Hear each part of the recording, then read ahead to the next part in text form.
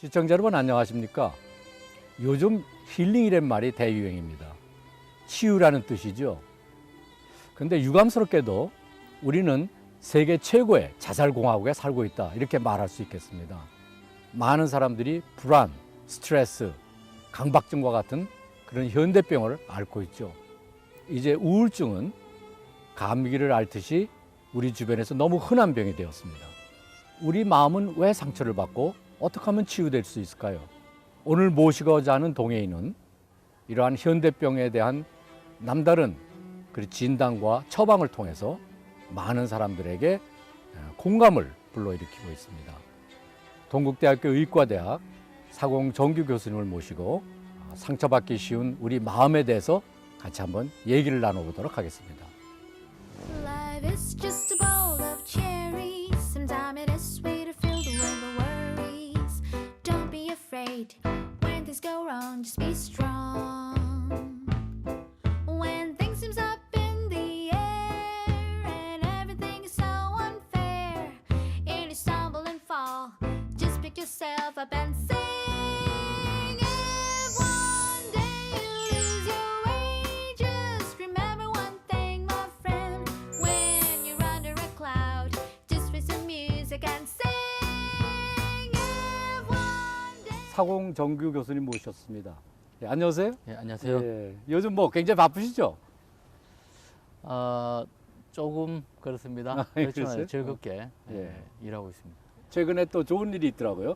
보건복지부 장관 표창을 또 받으셨는데, 네. 예, 축하드립니다. 감사합니다. 예, 국민 건강 증진을 위해서 기여했다는 공로를 인정받아서 받게 되었는데요. 아마 기여했다기보다는 앞으로 더 잘 기여하라는 의미로 알고 열심히 하려고 합니다. 네. 그 뭐 또 상도 많이 받으시고 또 사회적으로도 많이 그 인정도 받으시고 그러는데 될성 부른 나무는 떡잎부터 알아본다고 그 어렸을 때도 이렇게 상을 좀 많이 받으셨어요?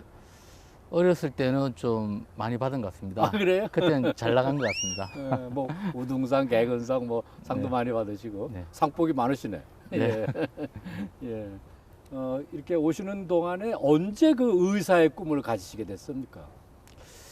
사실 이제 제가 의사의 꿈을 가진 것은 꿈을 많이 낮춘 건데요. 네, 그렇습니까? 초등학교 예. 때 대통령이 되려고 하다가 예. 어느 순간 이제 현실을 알고 아마 고등학교 입학할 때 이제 의대를 지원하려고 했고요. 사실 의사가 꼭 돼야 되겠다는 생각보다는 저 자신도 그랬고 또 아마 부모님들이 의사 하는 것을 소망하셨고 저도 또 의사가 나쁘지 않다.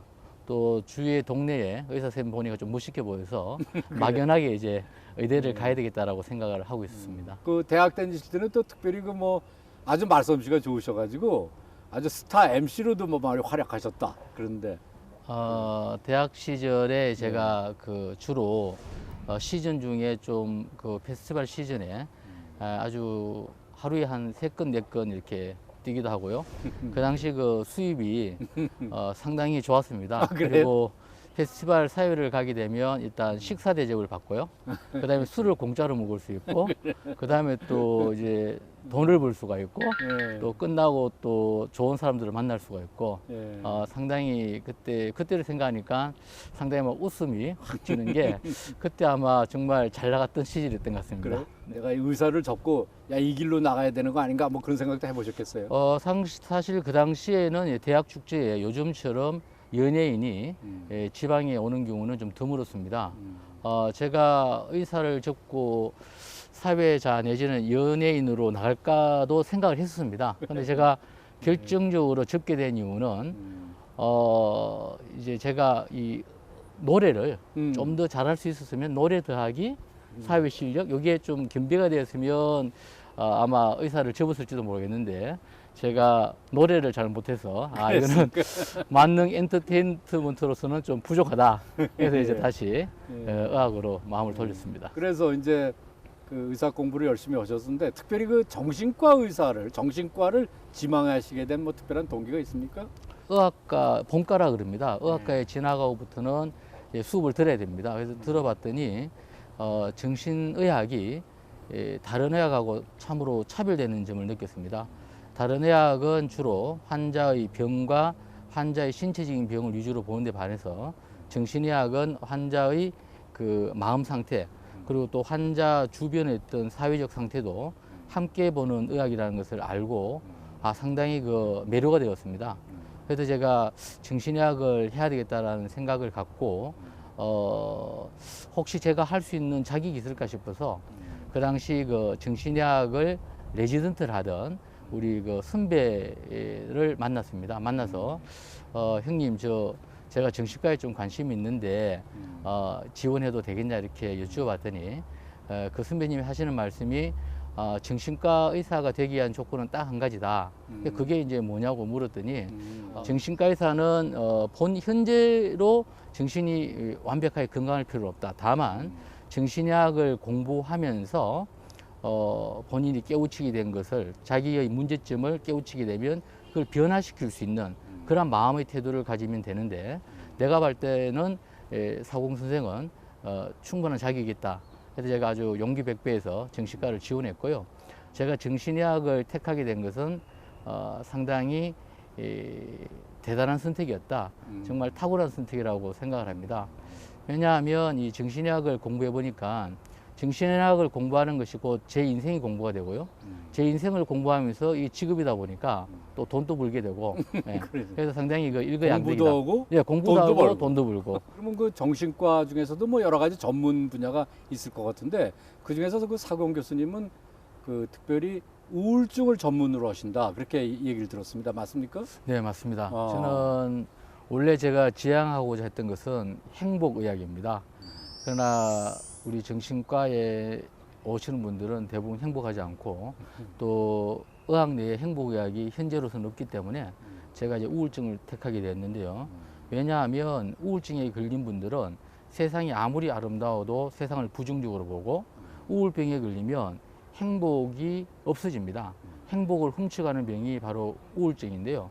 그래서 저는 우울증을 연구하고 치료하는 방법을 배우면 사람들이 행복을 찾을 수 있을 것이다 라고 생각해서 우울증을 이제 공부하게 되었습니다. 그래서 하버드 의대에서도 모리츠 파바 선생님한테 우울증을 연수를 하고 이제 우리나라에 돌아왔는데 돌아오 보니까 이제 우리나라에서 우울증이 굉장히 그 국민적 화두가 되어 있더라고요.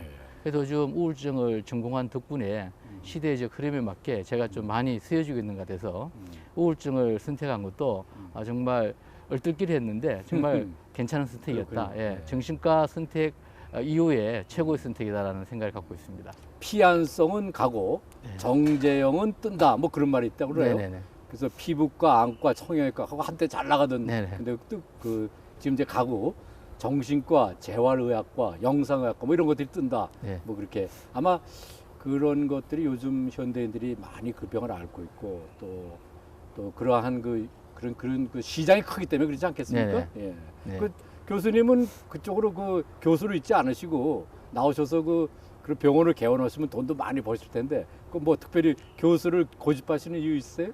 사실은 저는 뭐 지금 현재의 수입에도 충분히 과분하다 생각하고 있고 제가 교수직을 유지하는 것은 저는 우리 의사들이 보다 더 훌륭한 의사가 되기를 바라고 우리 의사들이 어떤 사회적 리더십을 충분히 발휘하고 특히 요즘 같은 이 스트레스 시대에 정신의 어떤 궁핍 시대에 우리 의사들이 좀 더 사회적 역할을 해주기를 바랍니다.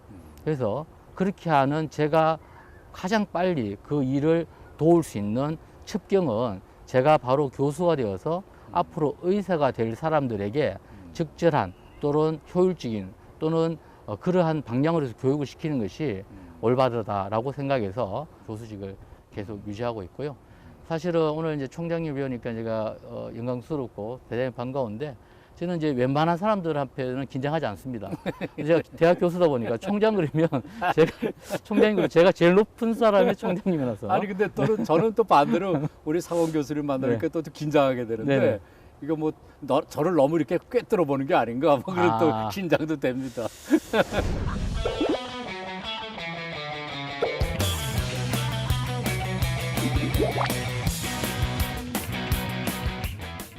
예, 다음은 M톡입니다. M톡은 그 시청자 여러분의 질문과 MC가 주는 강직구로 되어 있는 그래서 이제 우리 우리 출연자와 네. 우리 시청자 사이의 간격을 좀 줄이는 네. 뭐 그런 좀 가벼운 질문을 이렇게 할 테니까요. 네. 우선은 그 OX 질문입니다. 네네. 가볍지 않을 것 같은데. 예, 대답해 주시면 네네. 고맙겠습니다. 자, 첫 번째 질문입니다. 네. 나는 우울증 전문가다. 하지만 나도 가끔은 우울할 때가 있다. 우울합니다. 아, 그렇습니까? 가끔은. 네. 그래서 우울증을 겪고 있다 할 수 있습니까? 우울증까지는 아니고요. 네. 다만 제가 우울감이 있을 때가 있는데, 그러나 저는 그 극복하는 방법은 압니다. 예. 이 우울감이 지금 내가 느끼고 있는 감정과 생각일 뿐 이것이 영원하지 않다는 것을 믿고 있기 때문에 그것을 잘 극복할 수 있습니다. 다음, 겉보기에는 내가 정신적으로 뭐 멀쩡하게 보이나 나도 한때 청년 때 젊은 시절에 정신을 놓고 살았다. 예, 논다고 정신을 놓고 살았습니다. 네. 주로 뭐라고 놓으셨습니까? 주로 뭐 음주 가무, 예, 플러스 알파 이렇게. 그래요? 네. 예. 전혀 그러면 뭐 그 정신병에 무슨 뭐 정신을 놓은 것 같지 않은데 네, 놀 때는 정신을 놔야 됩니다. 정신을 네, 놔야 되니까. 그것이 노는 예, 것입니다. 네. 예. 아내와의 결혼에 정신과 전문으로서의 어떤 그런 그 심리학적인 지식을 제가 활용을 했다. 심리학적 기술보다는 어떤 사교인으로서 노는 사람으로서 어떤 기술을 활용했습니다. 네. 본래 그런 본인이 갖고 있는 끼를 활용했다. 네네네. 아, 그렇습니까? 예. 아내가 이제 제일 처음에 결혼했을 때는 제가 말을 하니까 아주 말을 잘 듣더라고요. 왜냐하면 제가 정신건강의학과 의사니까 좀 말이 좀 상당히 좀 와닿고 좀 상당히 있어 보였던 모양이에요. 그래서 몇 년 지나니까 오히려 그 아내가 제 정신과 의사가 되고 제가 말할 걸 다 알아요. 예. 이렇게 말하면 이렇게 말하겠지. 네. 잘못하면 네, 역전되죠. 완전 역전당해서 지금 제가 이제 주로 상담을 받아야 될 처지입니다. 그러니까 일단 역전이 되면 다시 탈환하기는 쉽지 않은 것 같습니다. 네, 탈환을 포기하는 것이 잘 사는 거다. 예, 그게 행복의 네. 하나의 길이 아닌가. 네. 예. 다음 질문입니다. 요즘 방송 활동이 뜸했는데 오늘 보니 톡톡 동해인의 사회자 자리가 탐난다. 탐납니다. 그렇습니까? 네, 대담이었고 아마 우리 이복은 우리 PD님이 또 다시는 안 불러주셔갖고 한참 있다가 오랜만에 나온 것 같습니다. 아마 이 프로그램은 제가 여담을 말씀드렸고 이 프로그램의 가장 그 MC로서 책임자는 우리 총장님 같습니다. 아, 그렇습니까? 네, 저는 한 번 나온 것만 해도 대단히 아, 영광입니다. 고맙습니다. 고맙습니다. 제가 그 소리 듣자고 한 건 아닌데. 예. 지금 인터넷에 각종 그 심리 테스트가 떠돌고 있는데 그건 말짱 거짓말이다. 말짱 거짓말은 아니겠지만 사실은 그래서 신뢰성은 상당히 떨어집니다. 오히려 그러한데 우리가 투자하기보다는 본인이 고민이 있을 때 주위의 지인들이라든지 자기를 사랑해 준 사람들에게 이야기를 하고 아니면 또 정신건강의학과 전문의라든지 아니면 주위에 또 종교 지도자 선생님들을 찾아가는 것이 본인들의 인생에 더 큰 도움이 될 거라고 생각합니다. 네. 믿을 것은 못 된다는 말씀을 드리고 싶습니다. 다음 질문입니다. 네. 나를 크게 가르치는 환자가 있다.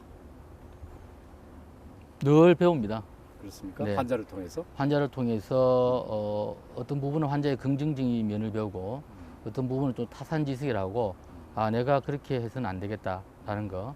또한 환자의 어떤 케이스를 통해서 제가 직접 인생을 다 겪진 않지만은 제 3자적 관점에서 여러 인생을 경험하기 때문에 제가 살아가는 데 상당히 도움이 됩니다. 그래서 저는 늘 환자분들께 마음속 깊이 감사한 마음 갖고 있습니다.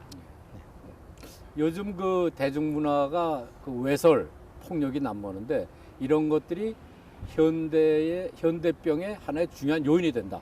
네, 요인이 됩니다. 아, 그렇습니까? 네네. 반듈라의 사회학습 이론에서 우리가 폭력을 보는 또는 폭력이라든가 외설 좋지 않은 장면을 봤을 때 마음속으로는 우리가 하지 않겠다라고 생각한다 하더라도 그것이 내재적으로 그것이 이제 저절로 배워지게 됩니다. 그래서 본인이 어떤 스트레스를 잘 처리를 못하든지 본인이 좌절과 어떤 실패라는 경험을 가졌을 때 그것을 반복해서 할 수 있다는 이론입니다. 따라서 우리가 폭력의 장면에 많이 노출될수록 그러한 경향이 커지기 때문에 사실은 우리 언론이라든지 영화라든지 기타 등등 문화에서도 그러한 부분에 대해서 좀 자제를 해 주셔야 되고요. 특히 중요한 것은 소아청소년 애들에게는 더욱더 소아청소년들은 전두엽이 발달되어 있지 않기 때문에 어른들보다 거기에 피해적인 영향이 더 크다 이렇게 볼 수 있습니다. 예전에 그 수사반장이라는 게 있었는데요. 그 수사반장도 사실은 대부분 폭력을 일으키거나 범인들이 잡혀서 죗값을 받게 되는 그러한 프로그램입니다. 그러한 프로그램조차도 그 길을 통해서 어떤 그렇게 범죄의 어떤 그 수단이라든지 방법론을 배우게 된다는 거죠. 반드시 잡히기 때문에 이것이 이제 안 해야겠다는 생각은 이성적으로는 들지만은 무의식적으로 그것이 잠재되어 있기 때문에 수사반장 같은 그러한 프로그램조차도 저희들이 좀 부정적인 영향이 있다고 보거든요. 하물며 지금 나오는 어떤 영화들 같은 경우에는 오히려 범죄를 일으키고도 적절한 어떤 처벌을 받지 않고 끝나는 영화도 많지 않습니까? 그렇다면 더 큰 문제가 될 수 있겠죠. 그 지금 의사, 교수, 또 방송인, 컬럼니스트, 강사, 또 사회 활동가 뭐 이런 거 여러 가지 그 아주 그 멀티플레이어라고 볼 수 있는데 그 중에서 어떤 게 가장 마음에 듭니까? 일단 사공정규가 가장 마음에 들고요. 사실은 그것이 멀티플레이어지만 저로서는 하나입니다. 왜냐하면 제가 추구하는 바는 같습니다.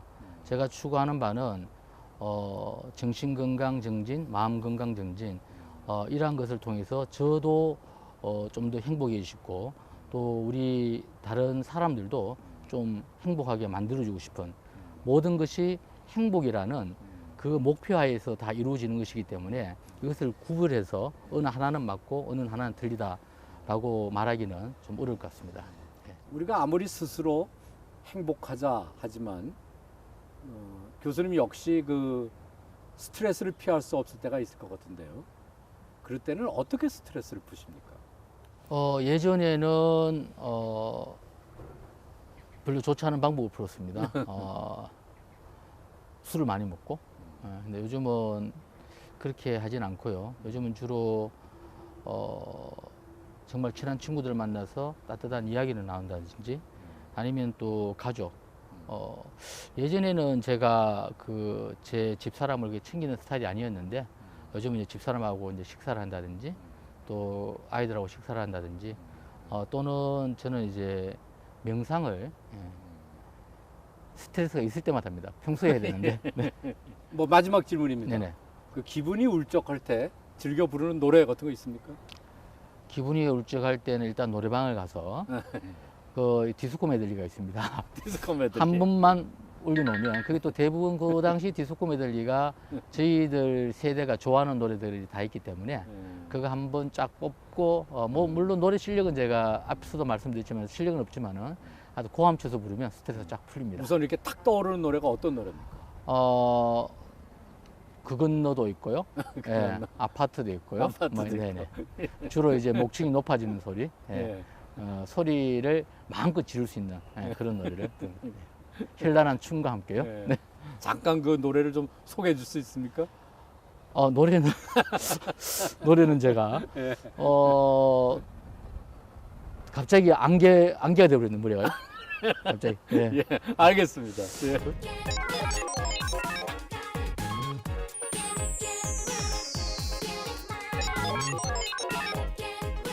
예, 요즘 그 사원 교수님을 찾는 환자들은 주로 어떤 환자들입니까?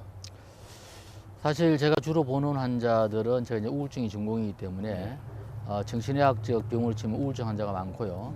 또는 이제 불안증 환자도 있고 또 병원에서는 이제 소아청소년도 제가 이제 담당을 하는데요. 대개 성인 기준으로 말씀드리면 그 환자의 의학적 질환명은 다를 수가 있고 호소하는 증상은 다를 수 있지만은 그들이 호소하는 키워드는 공통된 것이 있다 이렇게 봅니다. 대개는 성공에 대한 어떤 실패감, 그에 대한 좌절감인데요. 실패감과 좌절감 때문에 환자분들이 고통스럽다기보다는 그 이후에 실패하고 좌절했는데 주위에 자기 편되는 사람이 아무도 없다. 그래서 격려받지 못하고 위로받지 못함에 대한 어떤 외로움이랄까, 어떤 그러한 데에 대한 갈망이 되게 공통된 거였고요. 그래서 사실은 가장 중요한 치료는 우리 사회가 또 또 우리 각자 한 분 한 분이 타인에 대해서 배려하고 따뜻한 사회가 돼야 된다. 그래서 행복하고 따뜻한 사회적 정책이 정말 필요하다라는 것을 느낍니다. 그것이 기본적으로 전제돼야 되고, 개인적으로 이제 저희들 정신건강 의학과 전문가들이 때로는 약물 치료, 때로는 정신 치료를 해야 된다고 봅니다. 그렇다면 그 사공 교수님 보시기에는 우리 건강한 사회 또는 그 건강한 마음, 뭐 그건 어떻다고, 어떤 것이 건강한 사회다 이렇게 보세요? 제 개인적으로는 이런 생각을 가지고 있습니다. 일할 때 열심히 일하고 놀 때 열심히 노는 사람이 건강한 사람이다. 그럼 건강하지 못한 사람은 어떤 사람이냐면, 일할 때 놀고 싶어 합니다. 놀아라 그러면 일할 걸 걱정합니다. 이런 것은 이제 불건강한 거고요. 또한 건강한 사람이라고 하면 우리가 바꿀 수 없는 어떤 사건이나 현실은 수용할 수 있어야 됩니다. 우리가 바꿀 수 있는 부분에 대해서 바꾸고자 하는 용기와 의지를 가져야 됩니다. 그래서 어떤 것이 수용할 문제이고 어떤 것이 내가 의지와 용기를 갖고 실천해야 될 문제인지를 잘 구분하는 사람, 지혜로운 사람이 이제 건강한 사람이라고 볼 수 있고요. 타인을 배려해야 됩니다. 배려를 하는 것이 곧 나를 위한 것입니다. 우리가 타인을 배려하지 않고 어떤 타인이 이 사회에서 적응을 하지 못하고 이 사회에서 좌절감을 느끼고 실패감을 느끼고 그로 인해서 어떤 적개심을 느낀다면 이 사회가 혼탁해집니다. 이 사회가 혼탁해지면 바로 나 자신도 그게 영향을 받기 때문에 정말 우리가 사회적으로 좀 지위를 이루신 분, 나름대로 좀 뭐 소위 성공하신 분들은 사회적 약자에 대한 그러한 어떤 배려라든지 또는 국가적 정책이 굉장히 필요한 시대라고 봅니다. 네, 특별히 이제 사공 교수님께서는 학교 폭력 문제에 대해서 상당히 많이 애정을 가지고 지금 활동을 하고 계신 걸로 알고 있습니다.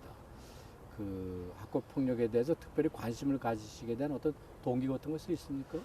사실은 2011년도 12월 달에 대구에서 한 중학생이 아이들한테 그 시달림에 못 이기다가 네, 이제 자살하는 있었죠. 사건이 일어났고, 그 이후로 계속해서 이제 자살 사건이 일어났고, 우리 사회의 화두가 되고 정부도 관심을 갖게 되고 모든 사람이 관심을 갖게 되었습니다.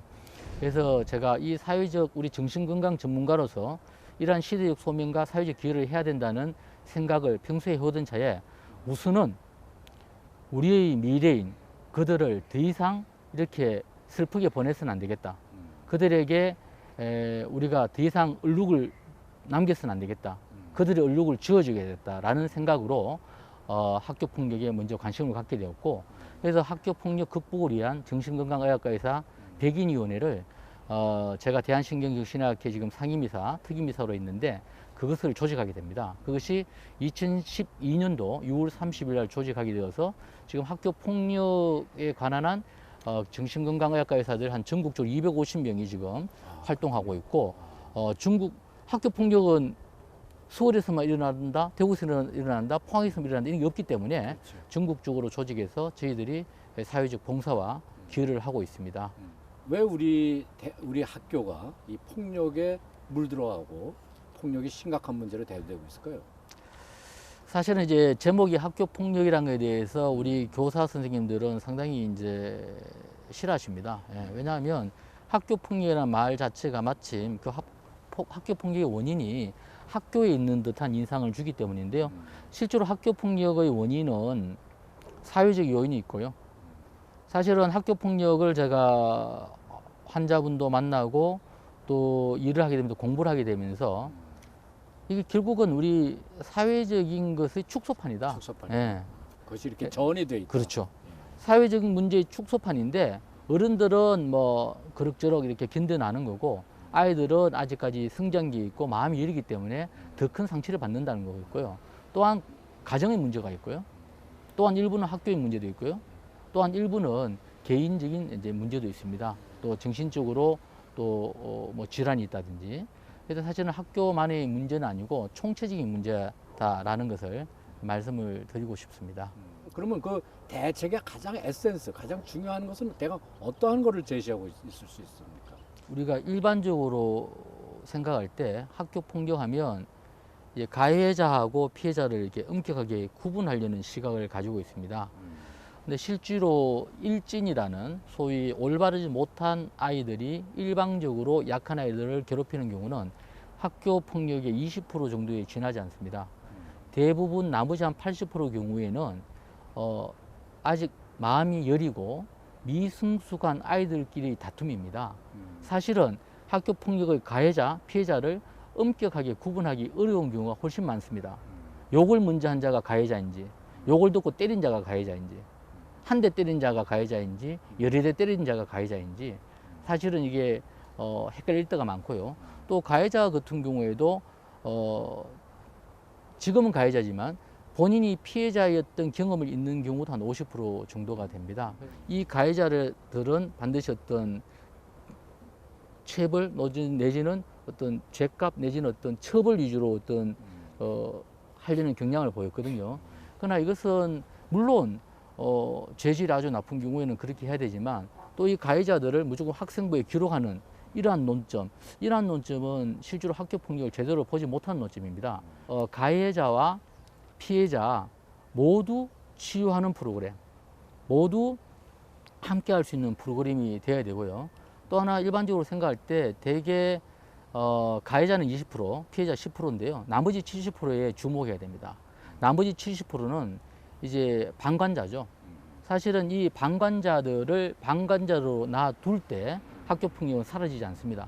이 방관자들을 학교 폭력의 지킴이로 만들어야 됩니다. 아이들도 아이들이지만 또 그거를 당하게 되는, 또 그것을 바라보게 되는 그 부모님들이 그 받는 그 스트레스와 또 상처도 굉장히 깊을 거라고 생각하는데요. 어떻습니까? 당장 제 아이가 맞고 들었다 하면 기분이 좋을 분은 없겠죠. 그러나 우리가 분명하게 생각을 해야 되는 것은 행복은 성적순이 아니듯이 우리가 살아오면 다 느끼는 거 아닙니까? 그래서 정말 아이들이 무엇을 좋아하고 아이들이 무엇을 하고 싶어 하고 아이들이 어떻게 하면 인생을 즐겁게 살고 어떻게 하면 인생을 가치롭게 살고 어떻게 하면 행복하게 살아야 될지에 대해서 심각한 고민을 해야 됩니다. 그러나 우리는 너무 아이들 한쪽으로 몰진 않았는지 반성해야 되고요. 그리고 만약에 우리 아이가 피해자라면 대부분 이런 말들을 하죠. 뭐 속상해서 그런 말씀을 하시겠지만은 야, 왜 맞나? 너도 때리지. 예. 그런 말씀을 하시면 안 되고 아이를 그동안 얼마나 힘들었는데 이야기해줘서 고맙다라고 격려해주고 함께 문제를 풀어가야 됩니다. 그리고 우리 아이가 가해자라면 우리가 수긍을 하고 그렇다고 우리 아이가 가해자로 해서 막 애를 갖다 막 체벌을 하고 이러면 안 되고 애를 충분히 애의 이야기를 듣고 애가 반성한다는 전제하에서 아이를 격려해 줘야 됩니다. 반성한다는 전제하에서 위로를 해주고 다음에서는 그렇게 하면 안 된다는 이야기. 그리고 피해자가 얼만큼 힘들었겠냐는 얘기를 같이 나누고요. 그 아이를 데리고 피해자 학생과 피해자 부모에게 함께 가서 정중하게 사과를 해야 됩니다. 어떤 경우에는 가해자 아이인데 가해자 부모가 괜찮아, 내가 다 책임질게. 그런 건 옳지 못하고요. 옳지 못하죠. 반드시 아이들에게도 책임을 지겨야 돼요. 그게 체벌이 아닌 함께 사과하고 다음에는 다시 하지 않겠다는 그러한 의미로서의 이 조치가 필요하다고 봅니다.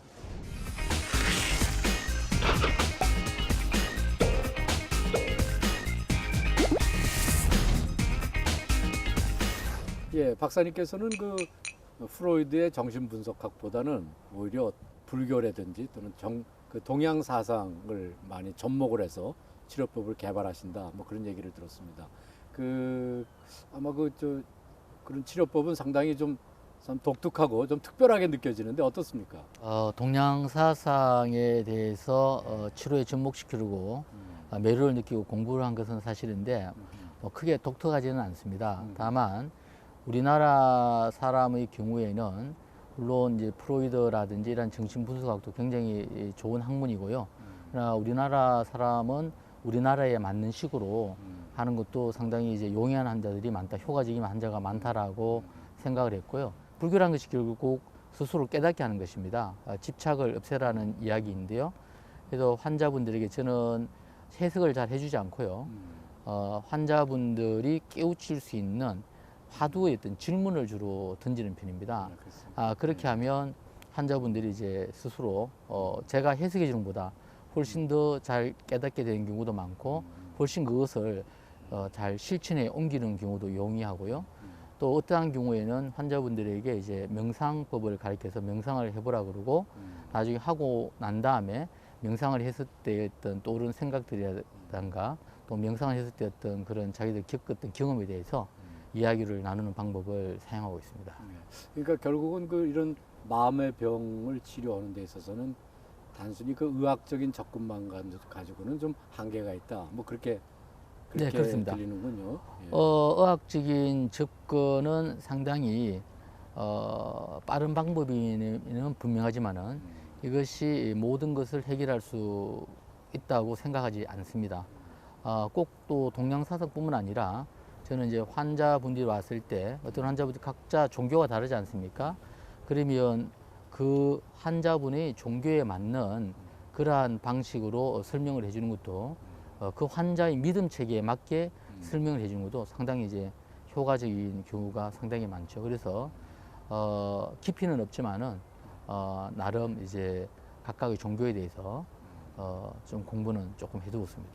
제가 보니까 동국대학교 의대에는 아주 독특한 그런 연구소가 있더라고요. 갈등 치유 연구소다 그런 연구소가 있어서 그래서 갈등 치유의 그런 어떤 그 연구 대상이랄까요? 그것이 뭐 어떤 겁니까? 그것이 어떤 개인적인 차원에서의 갈등입니까? 그렇지 않으면 뭔가 사회의 어떤 그런 시스템적인 어떤 그런 갈등을 얘기하면 내가 뭐 어떤 갈등을 연구하고 있는 연구소입니까? 쉽게 말하면 요번에 저희들이 한 것은 이 방패공단과 함께 작년하고 올해에 갈등 치유 아카데미를 개최를 했는데요. 가장 중요한 것은 이 갈등 당사자들끼리 사실은 서로 만나게 해주는 게 굉장히 중요합니다.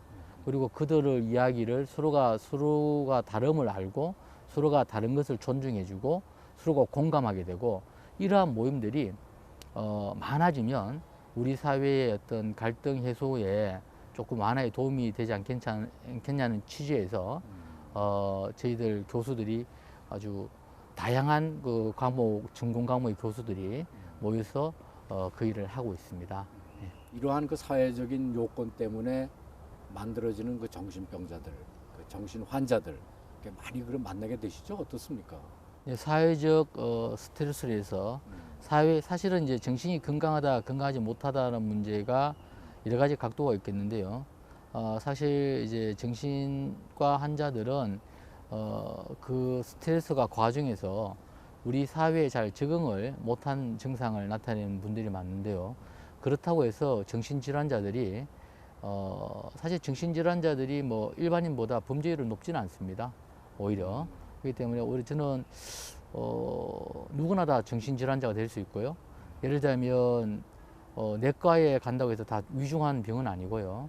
누구나 다 감기 한번 걸릴 수 있듯이 만약에 누구나 다 불면증이 걸렸다면 불면증인 순간은 정신과 환자인 거거든요. 그래서 정신과 환자에 대한 우리가 좀 부정적인 편견을 좀 갖지 말아달라고 하고 싶고요. 오히려 정신과 환자들이 사회에 문제 일으키는 경우는 우리 일반인보다 적고 우리가 똑바르지 못한 어떤 인성 때문에 이제 범죄를 일으키는 경우는 좀 구별을 해야 된다라는 생각을 가지고 있습니다.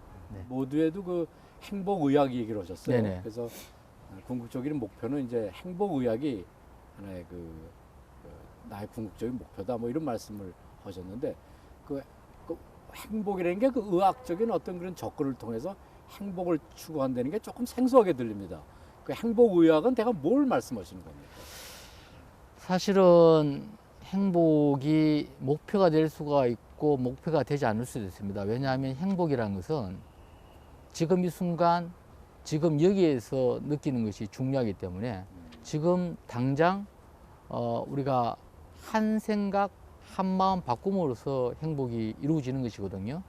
그러니까 늘 행복한 그런 마음, 늘 행복한 태도를 갖는 것이 사실은 중요합니다. 지금 이 순간 늘 행복을 느끼면 된다라는 말씀을 드리고 싶고요.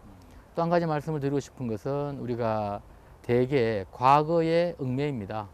과거에 얽매이지 마시고요. 또 미래를 생각하면서 불안해하지 마시고요. 현실에 항상 집중하면 되는데요. 현실에도 너무 얽매이지 마시고요. 그냥 행복하다 생각하면 행복해집니다. 라는 말씀 드리고 싶습니다. 자기에게도 좀 인색한 것 같아요. 네네네. 행복에 관한 한. 네네. 나는 무언가 행복하지 않은 것 같고 네. 뭐 그런 생각에 항상 빠져 있는데 네. 그걸 좀 극복하는 게 굉장히 중요한 것 네. 같습니다. 예, 저도 좀 더 행복하도록 노력하겠습니다.